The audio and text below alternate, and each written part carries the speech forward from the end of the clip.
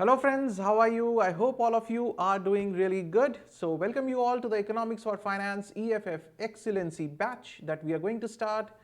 And we have already started it in the last lecture. In the last lecture, we just went through with the introduction part of it, that why we are studying this economics, why this subject is important. So all those things we have discussed in the last part. And in the last lecture, I told you that we are going to start with our first chapter, that is National Income Accounting. Very important chapter.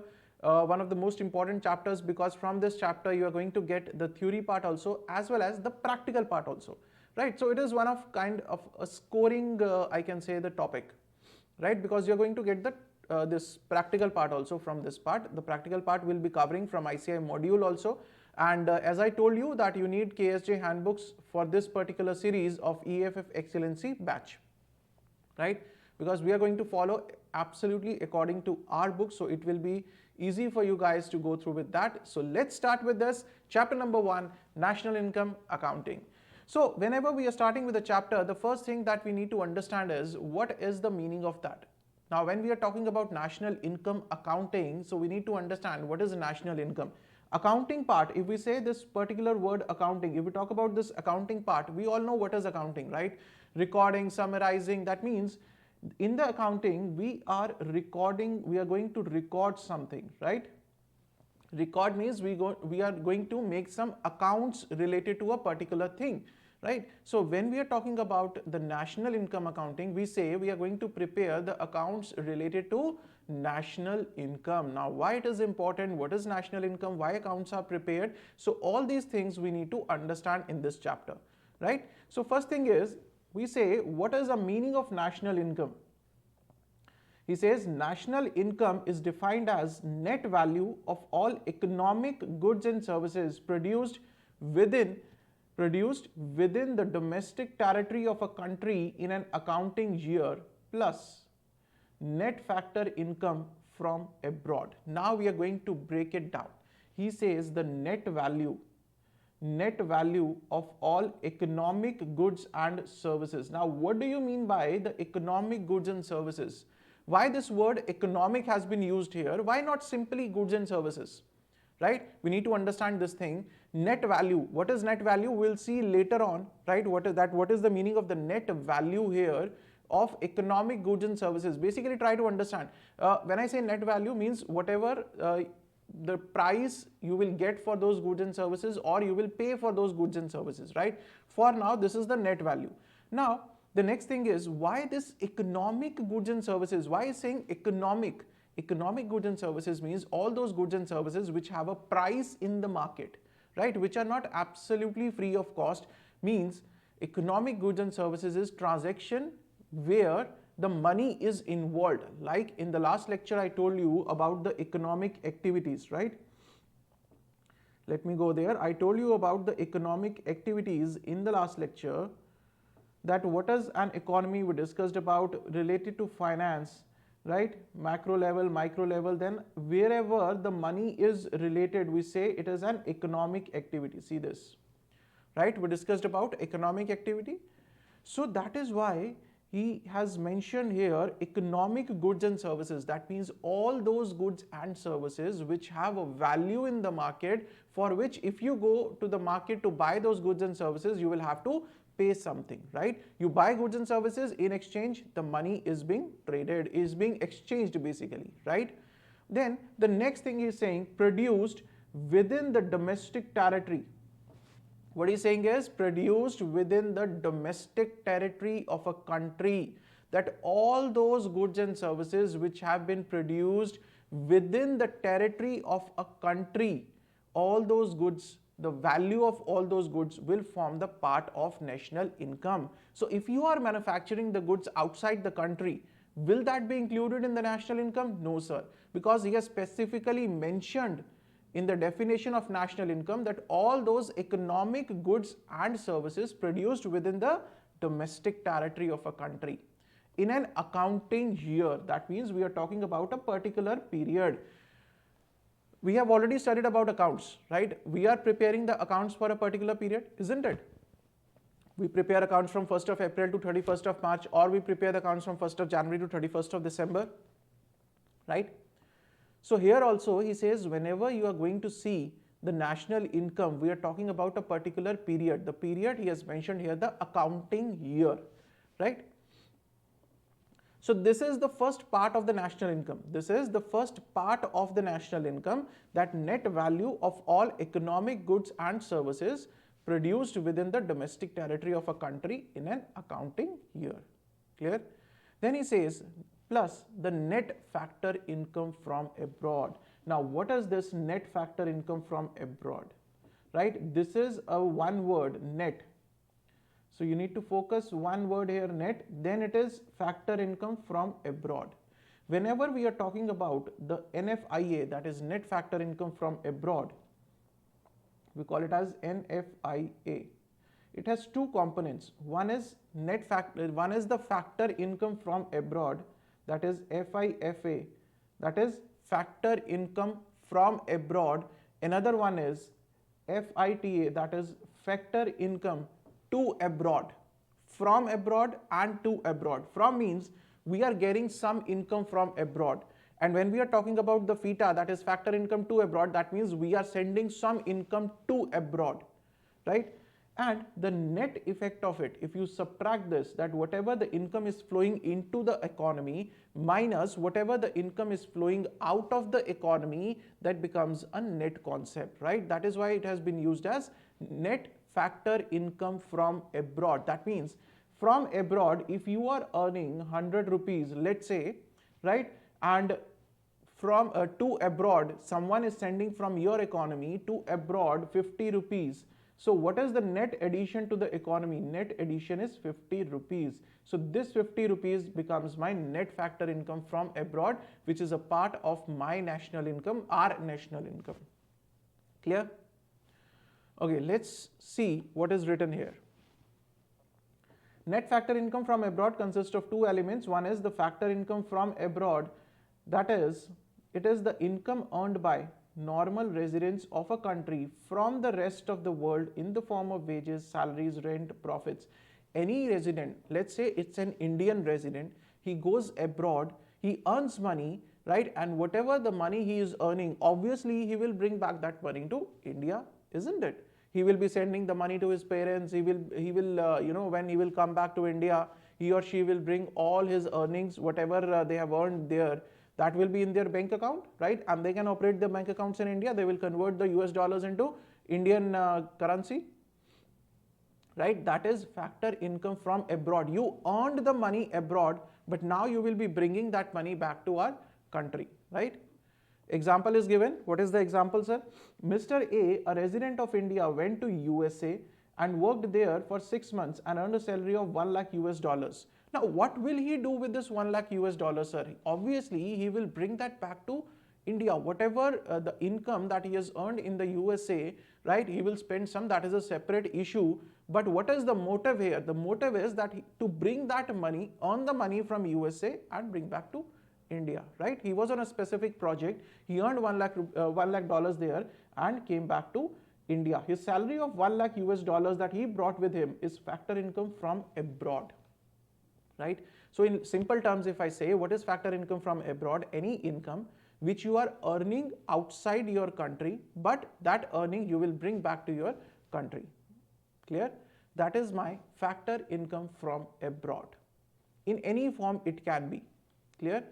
Similarly, we say what is factor income to abroad. What is factor income to abroad? That is FITA.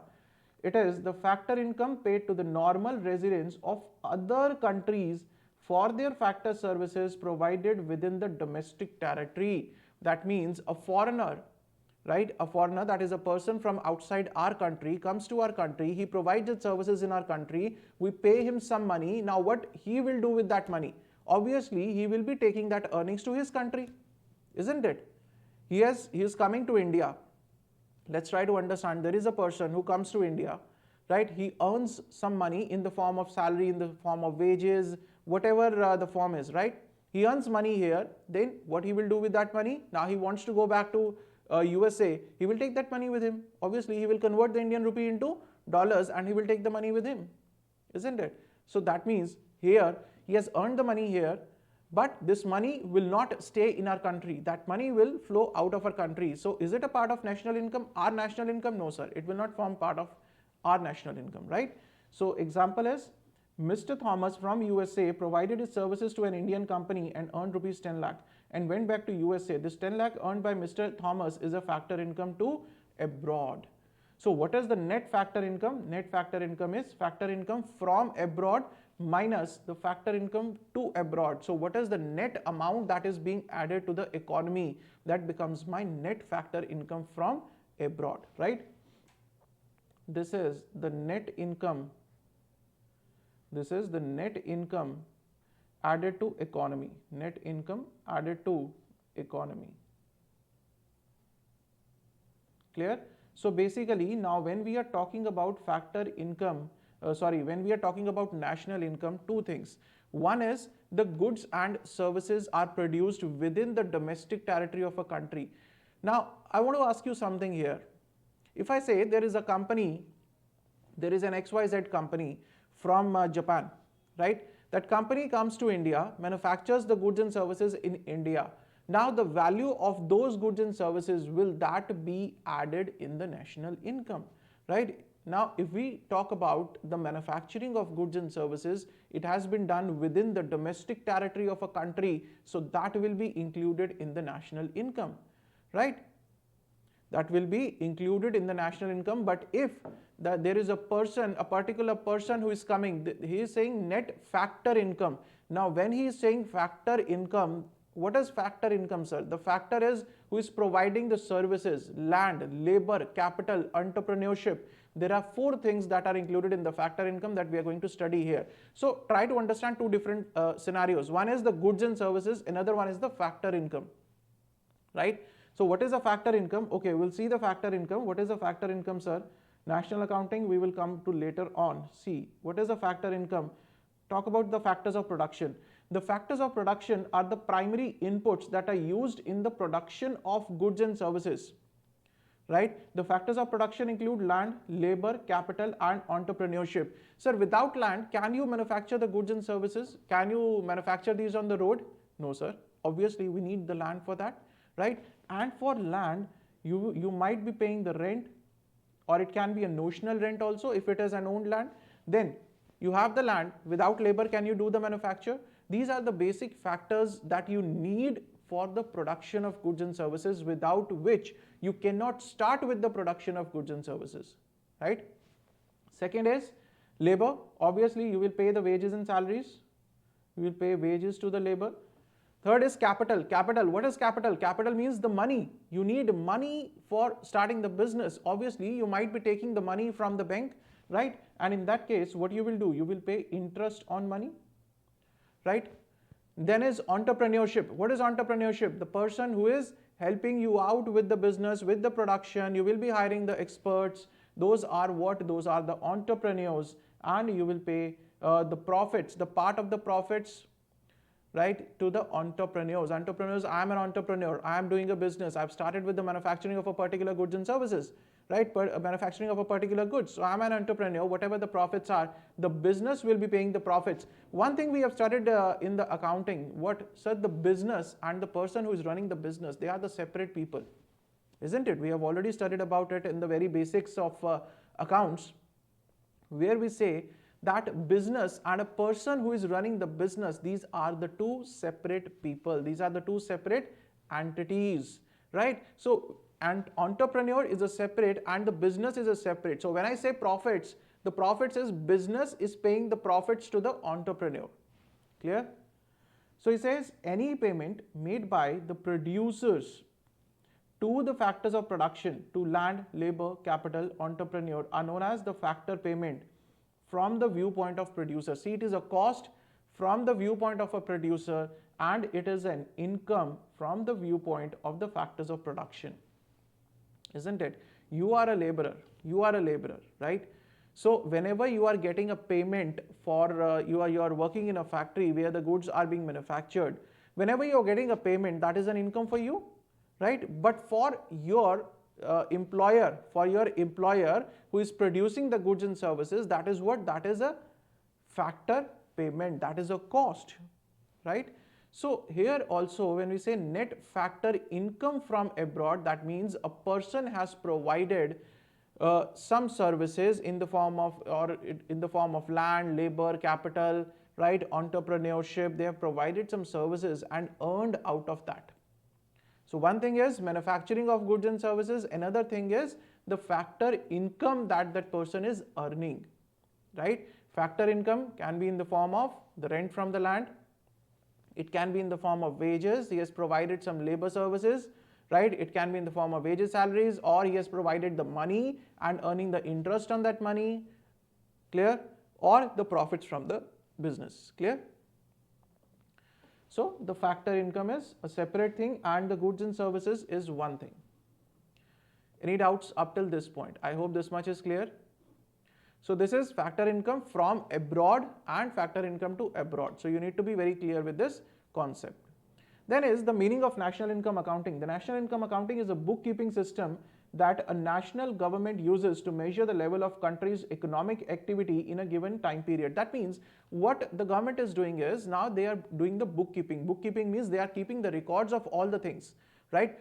Whatever the goods are being manufactured, goods or the services are being provided, the governments are keeping a record of all these things. Why? Because they want to measure that what is the country's economic level, right? Economic activity level for a given period of time, whether we are manufacturing sufficient goods or not, right? Whether we are doing good or not, whether we are undervaluing it, overvaluing it. So all those things the government is trying to understand.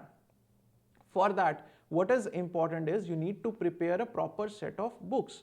That is what is there in the national income accounting. It measures and analyzes the economic performance of a nation. That what is the economic performance? See how they're going to judge the economic performance, that whether we have sufficient goods and services being provided, being manufactured, right? What is the value of that in comparison to our neighbors, in comparison to the other countries? And this NFIA, one very important factor here that the government will consider, this NFIA, this should not be negative. This should not be negative. Obviously, sir. Obviously, if you have this factor income to abroad higher than factor income from abroad, that means the higher money is flowing out of our country. Right? Instead of coming to our country, the more and more money is flowing out of our country. The people are coming in our country, earning money and go back. Right? So is this a good sign for a country? No, sir. This is not a good sign for a country. So all these things, if not recorded, how will the government be able to know what is the economic level, economic activity level, or the economic performance of a nation? Right? Through national income, the governments get an idea that how the economy is performing.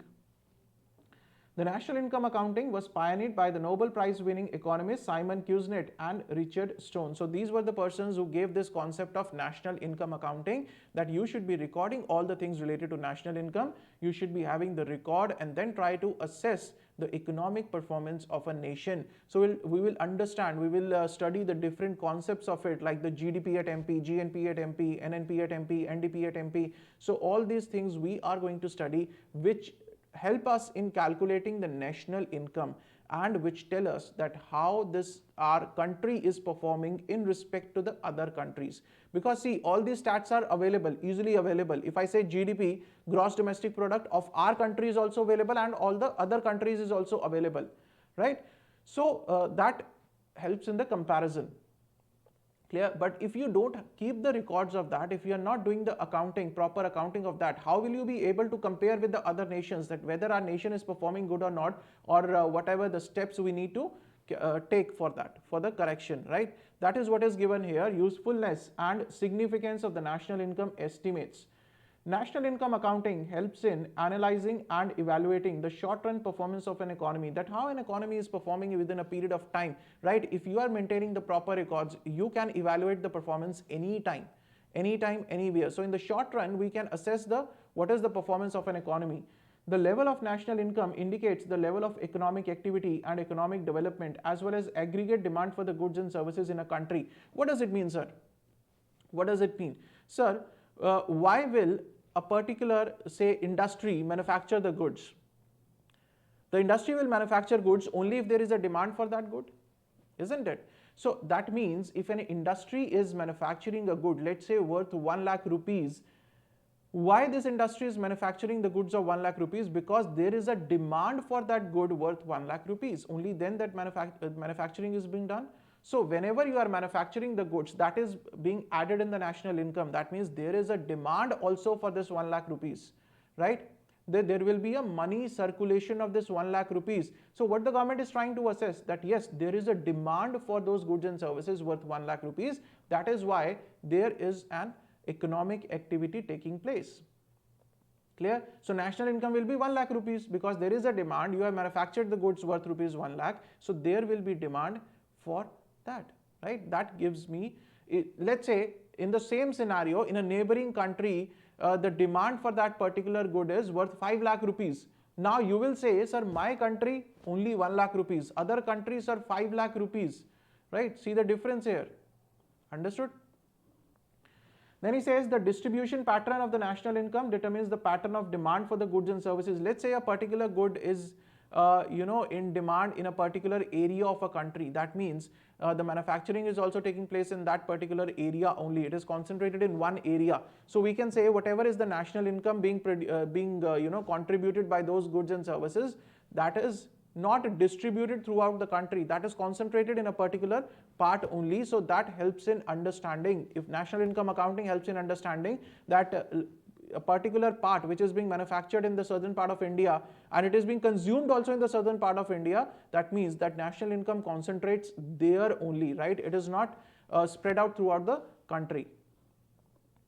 After that, the magnitude and the distribution of national income helps in determining the economic welfare of the people of the country, that how this national income, see, if I am manufacturing the goods worth 1 lakh rupees, you will be buying those goods, right? You will be buying those goods, paying 1 lakh rupees for those goods. Different people, not one people only, different people will be paying for that, accumulating to 1 lakh rupees or 1,50,000 rupees if I earn the profit on that, right? So where this 1 lakh or 1,50,000 rupees is being paid in the different parts of the country.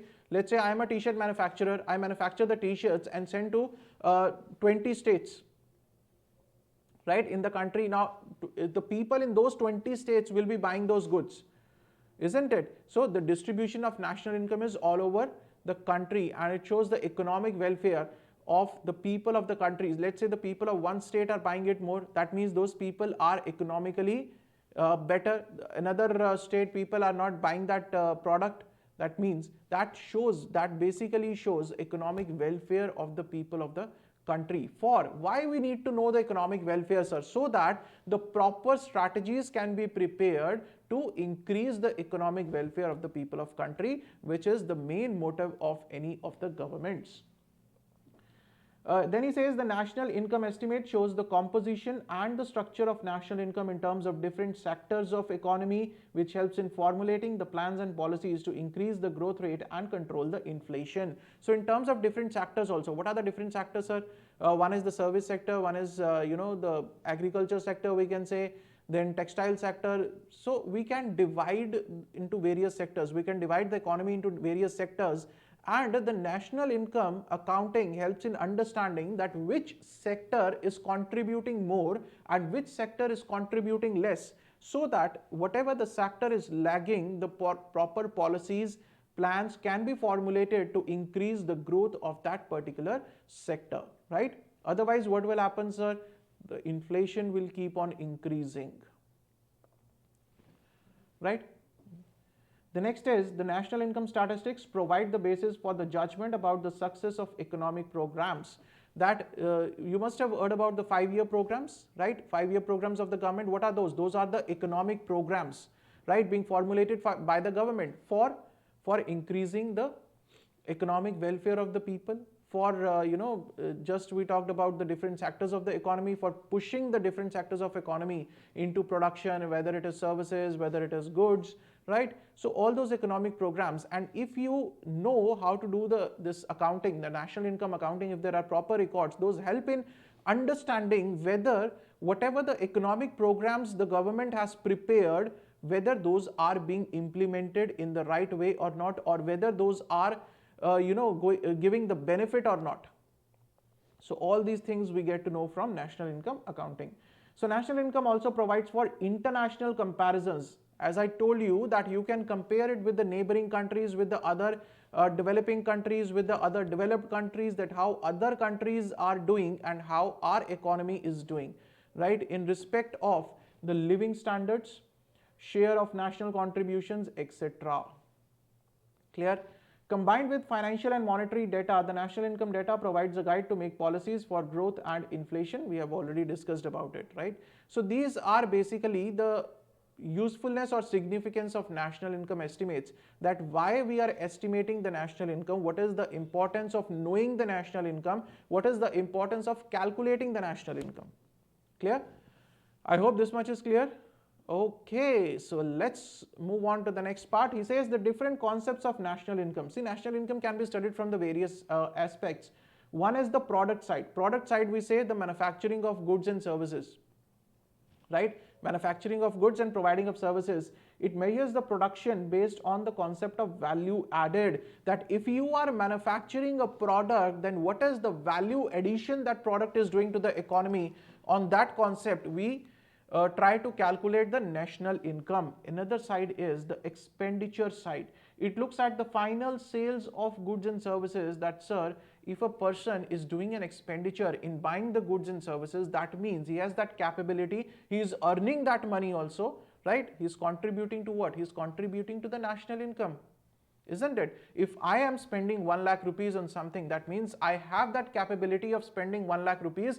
That 1 lakh rupees is ultimately flowing in the economy itself. That 1 lakh rupees I'll pay to the manufacturer. Manufacturer will pay the taxes to the government. So that 1 lakh rupees is what? It is a money circle within the economy. The money is flowing within the economy itself. Then is the income side. The third one is the income side. It measures the distribution of the proceeds from the sales to the different factors of production. Now what will happen? There is a manufacturer, he has manufactured the goods, he has sold the goods, he has earned the profit. Now what will he do with that? He will pay to the various factors of production, right? I say Mr. X, he is a manufacturer, right? He is a manufacturer, he has manufactured the goods, he has sold the goods. Now he has earned profits here, Now out of these profits, he will pay the rent also, right? Earnings, I can say earnings. Let's say he is a manufacturer, he will keep the profits with himself also. So I will use the word here, earnings. He has done some earnings by selling his goods, right? He will pay the rent here, whether it is notional or whether it is actual. He will pay wages also to the labor. Obviously the labor has held in the manufacturing process. Then he will be paying interest on money. He has taken money from the bank, he has taken a loan from the bank, so he will be paying interest on that, and whatever is left he will be paying the profits also, whether to himself or whether to his partners. That becomes the entrepreneurship. So this is what, when the rent will be paid to the landlord, that will be an addition from the landlord point of view to the national income. When he will be paying wages to the laborer, that is an income from the laborer, right? That is an income from the viewpoint of laborer. That is again an addition to the national income. He is earning something out of it. He has provided the services, right, within the domestic territory, and he has earned money out of that. Interest on money, bank has provided the money within the domestic territory of the country and earned the income on that. Profits, entrepreneurship. What is an entrepreneur? Entrepreneur has provided the services, he has earned the profits on those, right? That is what, again, within the domestic territory of country, that will form the part of my national income. So this is the income side. So from three angles: one, the product side, that a manufacturer is manufacturing the goods, and those goods obviously will be doing the value addition. Then is the expenditure side. Expenditure side looks at the final sales of goods and services, that what is the final sales and value, what is the expenditure has been done on manufacturing those goods and services, and at what value we are selling those goods and services, one angle. Then income side is that when the factors of production receive income in the form of rent, wages, interest on money, and profits. Then we have factors of production we have discussed. Then another term is, what are transfer payments? There is another term that is transfer payment. Transfer payments are one-way payment. These are the one-way payment, that is the payment done by a person or an organization to another person or organization without getting in return any goods or services. I pay to you, right, just for fun. I'm not getting any services, I'm not getting anything out of it. What I'm doing is I'm just paying you something, right? That is a transfer payment. There is no two-way communication in case of transfer payments. There is only one-way flow of money. You are paying the money, but you are not receiving anything in return. Clear? That is a transfer payment. For example, you give a gift to your friend. That is what? A one-way payment, right? You are not getting any goods or services in return for the shagun that you will be giving to your friend, the money that you are giving to your friend, right, in his marriage. So will you get some goods or services in return? No, sir, you won't get that, right? Sir, a good food, we will get the good food in the marriage. Yes, you can have that, but that is a one-way payment. That is a transfer payment. Clear? That is a transfer payment. The pension given by, an example is the pension given by government to retired person without getting any goods and services in return, right? So there is a retired person, and a retired person is not providing any goods or any services. He has already provided, right? Now that retired person is sitting at home enjoying the life, right? But the government is paying pension to that person, isn't it? For providing the services for so many years, now the government is providing the pension. It is a one-way payment. The government is providing the pension, but that person is not providing any goods or services in return. Clear? So this is transfer payment. So we have covered a lot of basics here, that what is national income, what is national income accounting, why it is significant to study the national income estimates. Then we studied about the factor income, different concepts of national income, and the transfer payments. Now in the next lecture, we will be starting with the very important concepts, that is the various concepts of national income, various components of national income, I can say, right? So from here, from the next lecture, we will be starting with another topic, that is various components of national